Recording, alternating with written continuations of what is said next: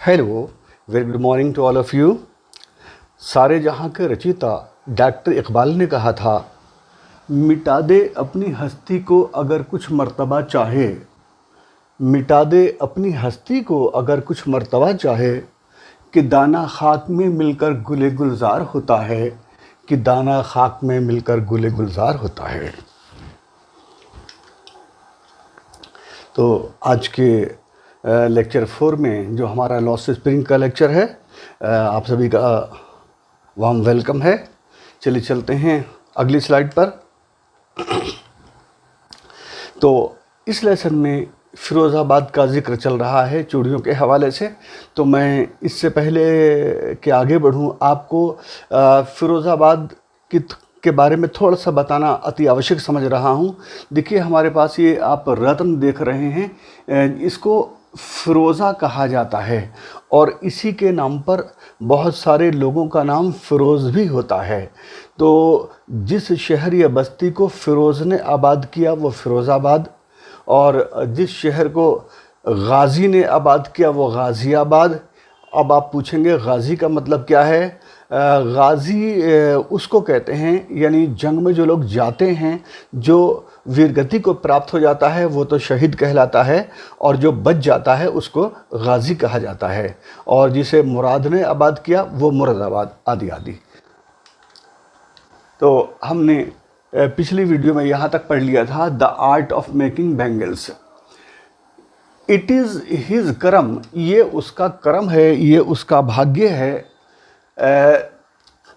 करम को ही यहाँ पर केस इन एपोजिशन में लिखा गया है। जैसे हम अगर ये कहें कि Mahatma Gandhi comma the father of the nation, तो ये केस इन एपोजिशन हो गया। इसी तरह से इट इज़ हिज करम, ये उसका करम, हिज डेस्टिनी यानी ये उसका भाग्य है।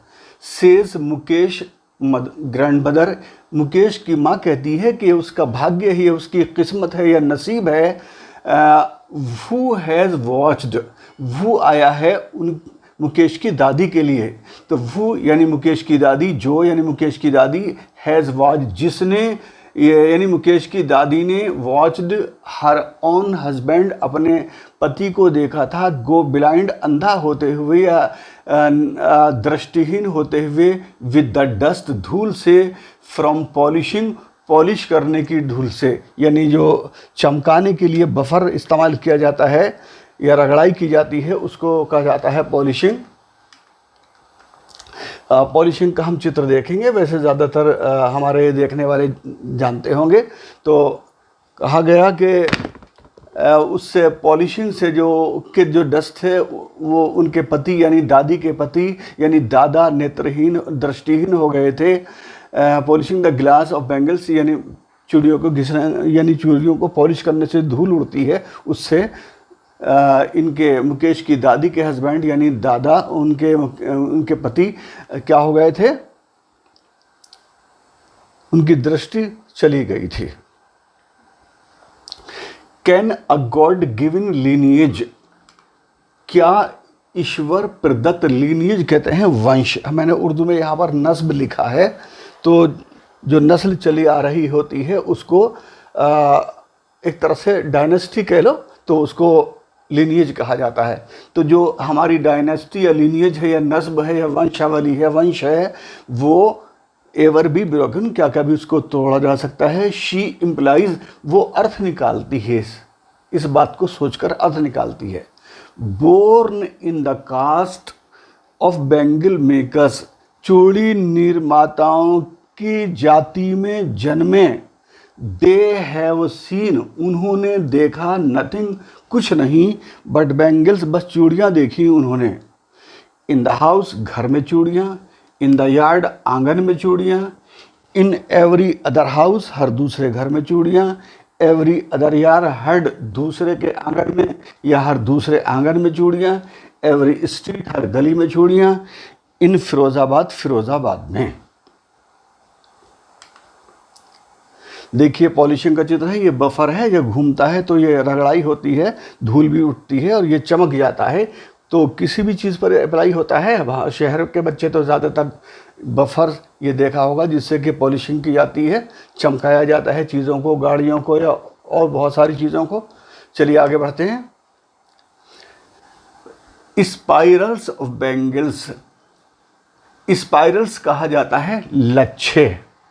तो स्पाइरल्स चूड़ियों के लच्छे अब कहा जा रहा है, सनी गोल्ड रंग बताए जा रहे हैं चूड़ियों के लच्छों के, Sunny gold colour, paddy green, paddy कहते हैं धान या जिसे मूंजी भी कहा जाता है, तो पैडी ग्रीन धानी कलर।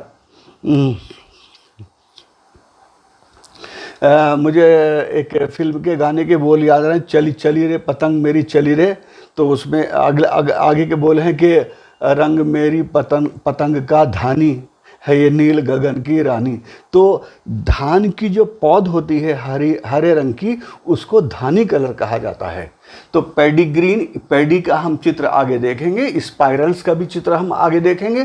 तो पैडी ग्रीन या धानी कलर की चूड़ियाँ, रॉयल ब्लू कलर की चूड़ियाँ, पिंक गुलाबी चूड़ियाँ, पर्पल बैंगनी चूड़ियाँ, एवरी कलर और हर colour born out of 7 colours of the rainbow, इंद्रधनुष से निकले हुए, मतलब हर कलर जितने भी 7 रंग या इंद्रधनुष में होते हैं सभी उन कलरों की चूड़ियों के लच्छे यहाँ पर हैं या चूड़ियाँ होती हैं।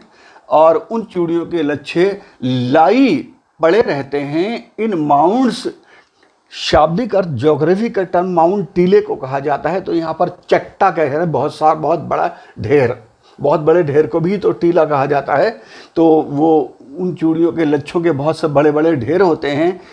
इन अनकेम्प्ड यार्ड्स हम पीछे आया था आंगन के लिए, और अनकेम्प्ड का मीनिंग यहाँ पर होता है अव्यवस्थित, बेतरतीब, और हम अगर बालों के सेंस में कहें तो उलझा हुआ, उलझे हुए बाल, है ना। कि एक शायर के कुछ 2 पंक्तियाँ मुझे याद आ रही हैं कि फूल सी उंगलियां कंघियां बन गई, उलझे बालों से माथा घिरा देखकर। तो अनकेम्प्ड, उलझा हुआ या बेतरतीब।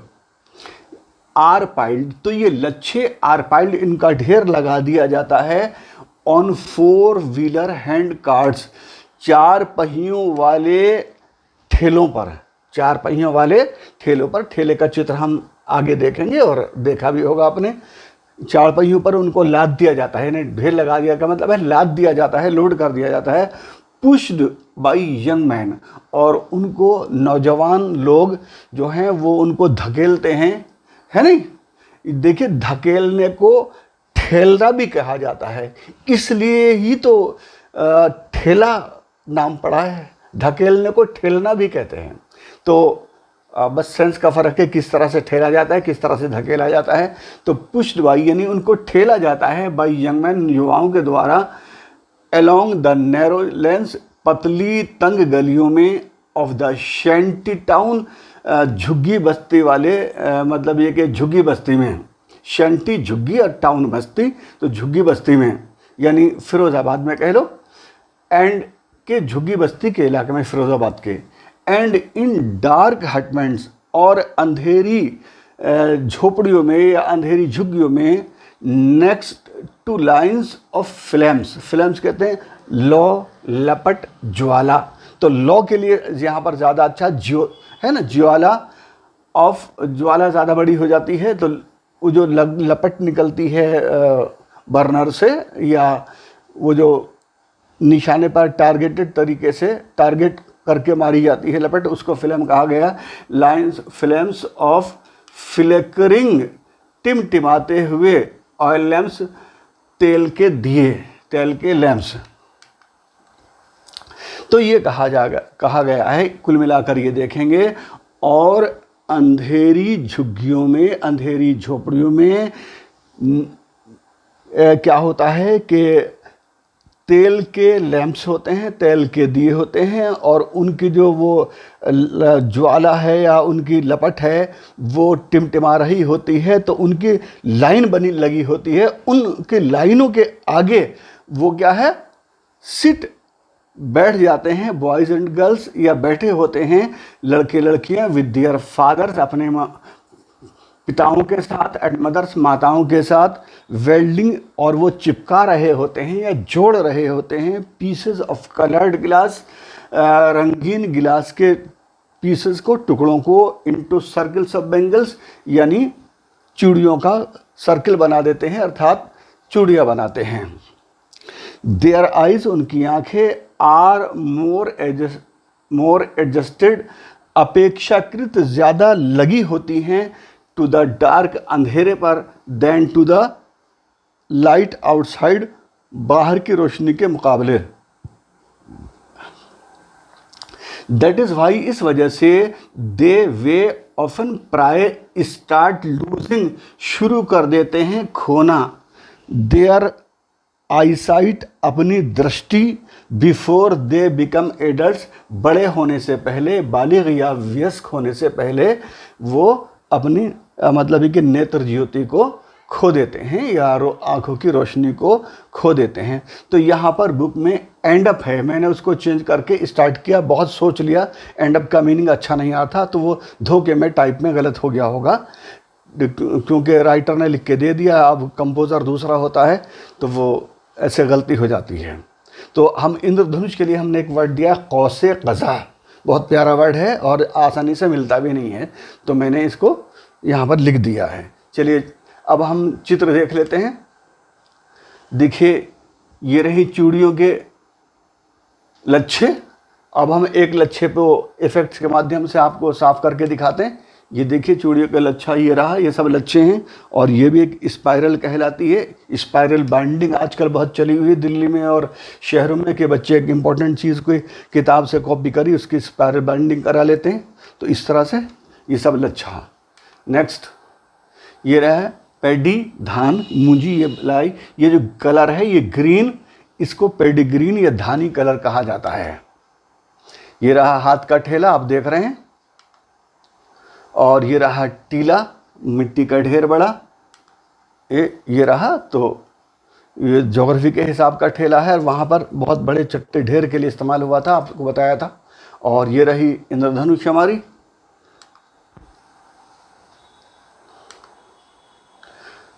सविता, यंग गर्ल, सविता जो एक युवती है, इन ए ड्रेब पिंक ड्रेस, ड्रेब कहते हैं धूसर, यानी एकदम जिसका कलर धूल जैसा हो उसको ड्रेब कहा गया। देखिए यहां पर एक वर्ड आए यंग गर्ल, युवती, है ना, तो युवती मैंने इस्तेमाल किया। युवती के लिए एक बहुत प्यारा वर्ड है डैमसेल, DAMSEL, डैमसेल।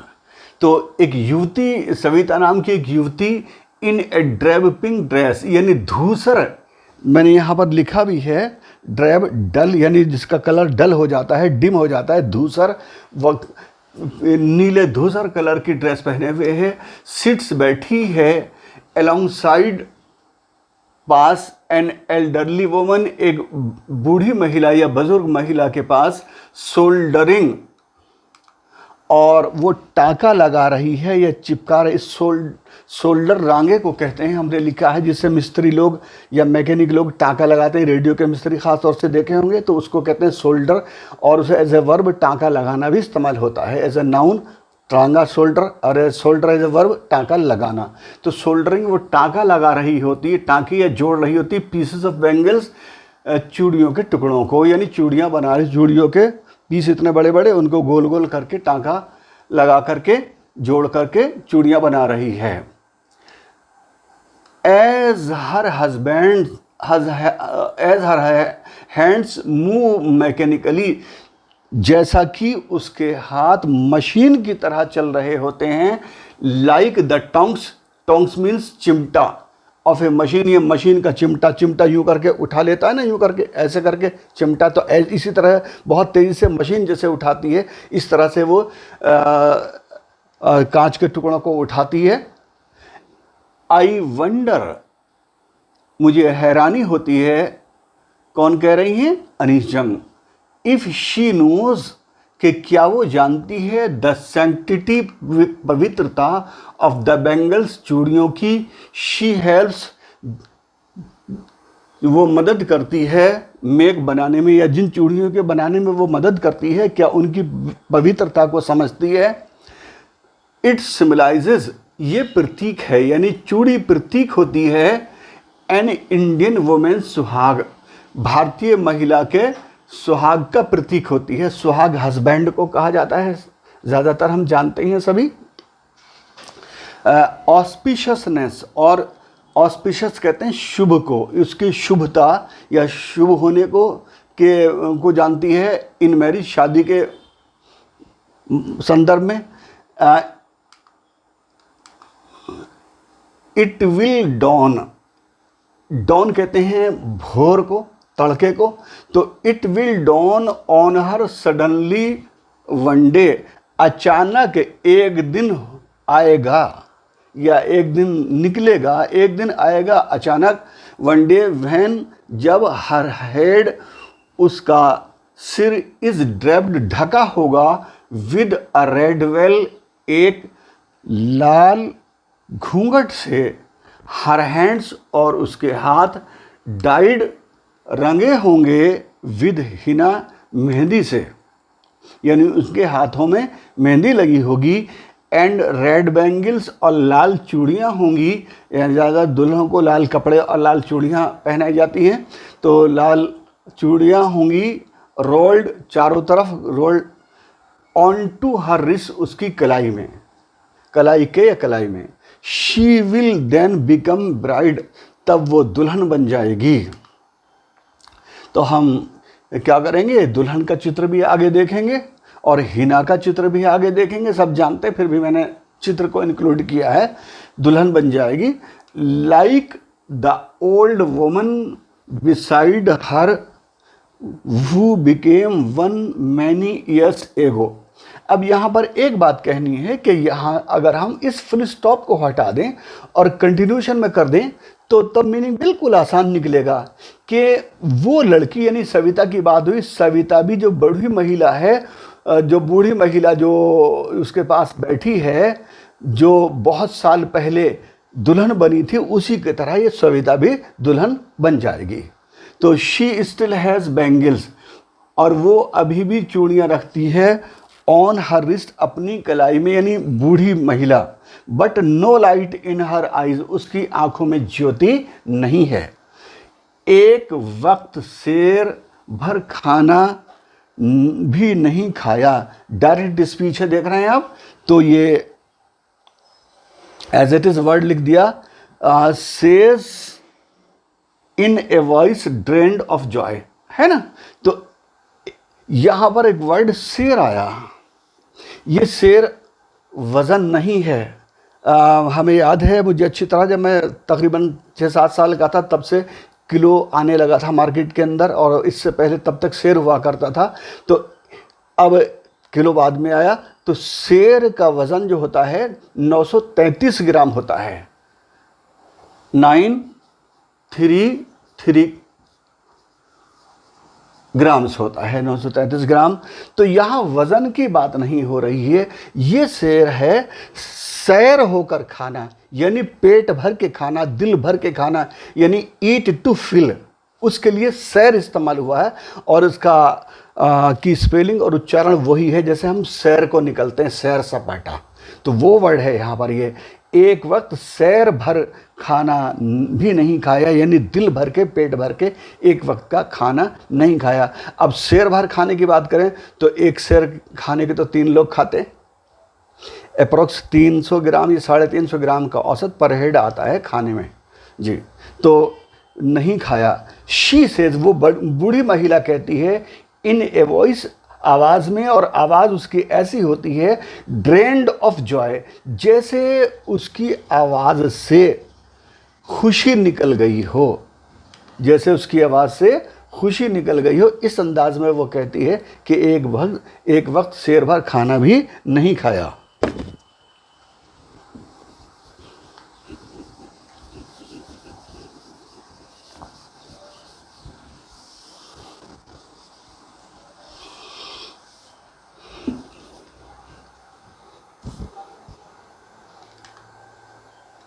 देखिए ये रहा, यहाँ से गैस कि ये फ्लेम निकल रही है और ये चूड़ी है, इसको टाँका लगाते हैं, है नहीं, ये टाँका लगाया जाता है।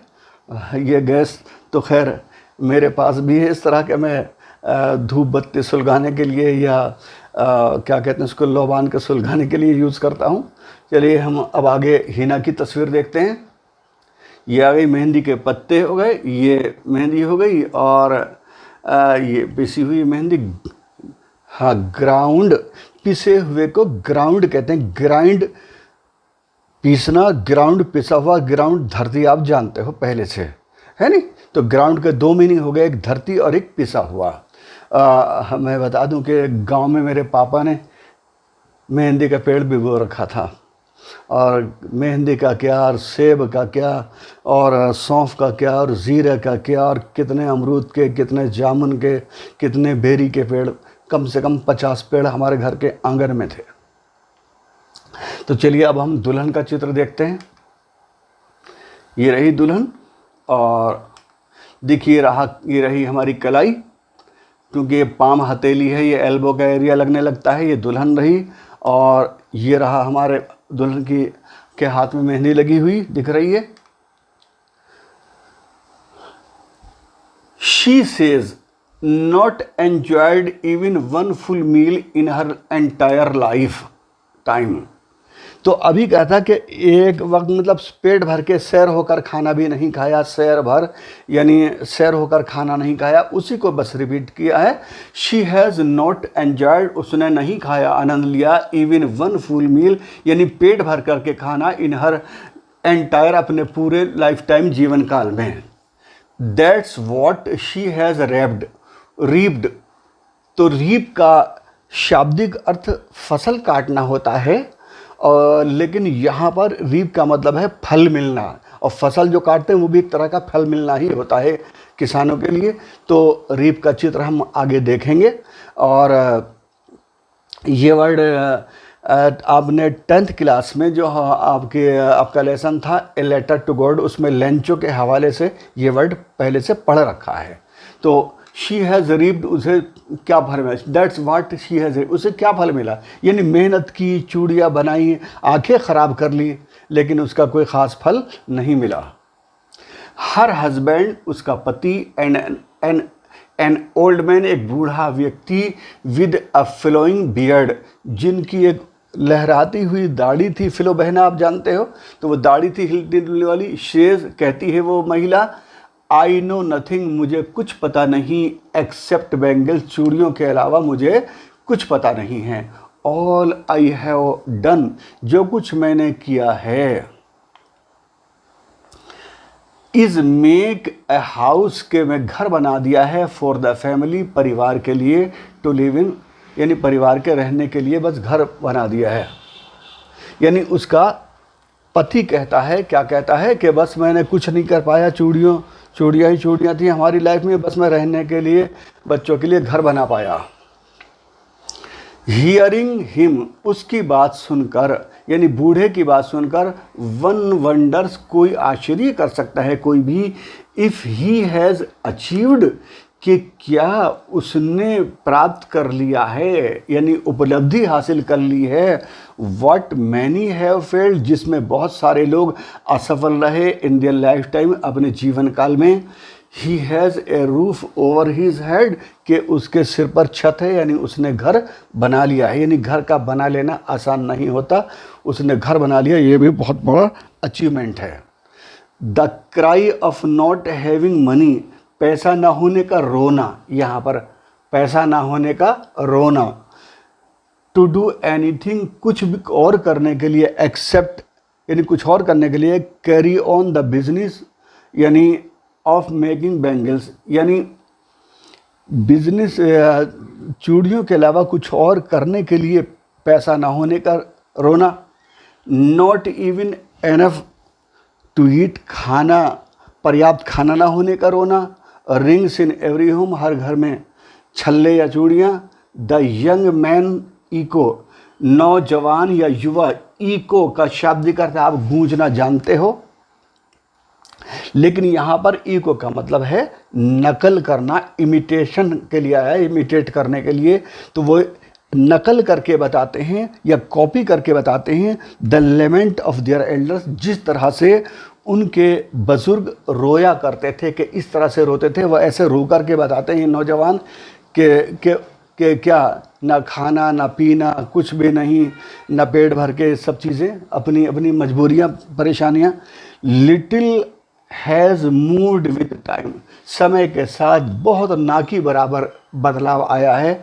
इट सीम्स, ऐसा लगता है, इन फिरोज़ाबाद में। तो चलिए हम फसल काटती हुई महिलाओं को देख लेते हैं। ये रही महिलाएं फसल काट रही हैं यहाँ पर खेती, और हमारा लेसन में वो परिणाम मिलने के लिए इस्तेमाल हुआ था। Years of mind numbing toil, numbing नहीं बोलेंगे, प्राउंस करेंगे, बल्कि नमिंग, बी को साइलेंट रखेंगे, नमिंग कहेंगे। नम कहते हैं सुन होना, यानी सेंसिटिविटी का ख़त्म हो जाना, और टॉयल पसीना बहाना, बहुत ज़्यादा कड़ी मेहनत करना। तो years of mind numbing toil यानी सालों की इतनी मेहनत, इतना पसीना बहाने के बाद भी कि वो माइंड ब्लोइंग मतलब मेहनत, इस मेहनत ने हैव किल्ड ऑल इनिशिएटिव, सारी शुरुआतों या सारी पहलों को ख़त्म कर दिया। पहल कहते हैं ना, पहल, वो सब उस पहलों को ख़त्म, जो भी कुछ करना चाहा वो सब मिट्टी में मिल गया। जो कुछ करना चाहा वो भी ख़त्म, जो कुछ करना चाहा नया अच्छा वो सब ख़त्म। ये हमारी इस कड़ी मेहनत ने सब पे पानी फेर दिया। And the ability to dream, और हम आगे और कोई बेहतर या बड़ा अच्छा स्वप्न भी नहीं देख रहे, इस पर भी पानी फेर दिया। Why not organise young yourself into a cooperative, question है, देखिए आप क्वेश्चन मार्क लग रहा है। तो I ask a group of young man, मैं युवाओं के एक ग्रुप से पूछती हूँ कि तुम अपने आप को संगठित क्यों नहीं कर लेते एक सहकारिता में, सहकारी समिति क्यों नहीं बना लेते, सहकारिता में क्यों नहीं कर लेते आप। तो कोऑपरेटिव बैंक आपने देखे होंगे, वही वर्ड है, सहकारिता हमने दिया है यहाँ पर, सहकारी सहयोगात्मक, इस तरह से सहकारिता। तो अपने आप को क्यों नहीं संगठित क्यों नहीं हो जाते। तो ये मैंने एक यंग मैन जो युवा थे उनके समूह से कहा, who have fallen, जो पढ़ चुके हैं, into the vicious, इसे विशियस नहीं पढ़ेंगे, इसे विशस पढ़ेंगे। देखिए हमारे पास, यहीं से बता दूं, वाइस, हमारे पास एक वर्ड आप सभी जानते हो, वाइस होता है। तो वाइस का मतलब होता है उप, और इसी उप का दूसरा अर्थ होता है पाप। अब आप अर्थ लगाइए कि विशस सर्किल, पापी सर्किल ऑफ मिडिल मैन, बिचौलियों का, वो जिसने ट्रैप्ड, फंसा लिया था देयर फादर्स, उनके पिताओं को, एंड फोर फादर्स, और पूर्वजों को, एंसेस्टर्स के लिए इस्तेमाल हुआ है, पूर्वजों को। तो even if we get organised, अगर हम संगठित हो भी गए, वी आर द वंस, तो हम वो लोग हैं who will be hauled up by the police, कि जिन्हें पुलिस घसीट ले जाएगी, खींच करके ले जाएगी पुलिस। बीटन, फ्यूचर इंडेफिनिट का पैसिव वॉइस है, घसीट कर ले जाएगी, बीटन पीटा जाएगा, एंड ड्रैग्ड, वही फिर घसीटना है, घसीट कर ले जाएगा, टू जेल, जेल घसीट कर ले जाकर जेल में डाल दिया जाएगा। फॉर डूइंग समथिंग इलीगल, कि जैसे हमने ही कोई अपराध या पाप कर दिया हो या असंवैधानिक काम कर दिया हो, हमें ही उल्टा फंसा दिया जाएगा। दे से वो कहते हैं, यानी उनका ग्रुप कहता है, युवाओं का ग्रुप कहता है। There is no leader among them, उनका कोई नेता नहीं है। No one who could help them, कोई नहीं है जो उनकी सहायता कर सके। Help them see things differently, जो अलग तरीके से चीज़ों को देखे। देयर फादर्स, उनके पिता, आर एज टायर्ड, इतने थके हुए हैं, एज दे आर, जितने वो खुद हैं। दे टॉक एंडलेसली, वो लगातार बात करते हैं, दे टॉक एंडलेसली, वो लगातार बात करते हैं। इन ए स्पाइरल, चक्कर यानी श्रृंखला के लिए इस्तेमाल हुआ है। तो लगातार एक कहानी की बात करते हैं तो एक श्रृंखला निकल आती है, उसके अंदर श्रृंखला वाली कहानी बन जाती है। दैट मूव्स फ्रॉम पॉवर्टी, और वो कहानी गरीबी से शुरू होकर टू एपैथी, कहाँ तक चलती है? उदासीनता तक पहुंचती है, उदासीनता से गुजरती है वो कहानी। टू ग्रीड, लालच से गुजरती है, लालच तक पहुंचती है। एंड टू इनजस्टिस, और अन्याय तक चली जाती है वो कहानी। यानी बात निकलेगी तो फिर दूर तलक जाएगी, लोग बेवजह उदासी का सबब पूछेंगे और फिर ये भी कहेंगे कि तुम इतने परेशान क्यों हो। तो ये बात है।